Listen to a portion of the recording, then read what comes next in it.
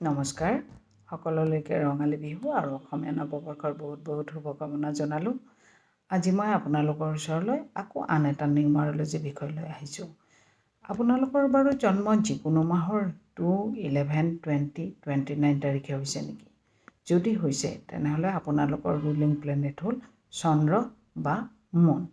আপোনালোক খুব বেছি ছাপৰ্টিভ, ইম'শ্যনেল, চেঞ্চিটিভ হয়। আপোনালোকে প্ৰায়ে মনৰ কথা বেছিকৈ শুনে। আপোনালোকে কিছুমান কথাত অতি সোনকালে ডিচিশ্যন লোৱাত টান পায়। আপোনালোকৰ ইনটিউশ্যন পাৱাৰটো বহুত ভাল। আপোনালোকে কিছুমান কথা আগতীয়াকৈ গম পাই যায়। বেমাৰৰ বিষয়ে ক'বলৈ হ'লে আপোনালোকৰ প্ৰায়ে পানী ৰিলেটেড, বিশেষকৈ জ্বৰ, চৰ্দি, কাহ এইবোৰ বহুত বেছি হৈ থাকে।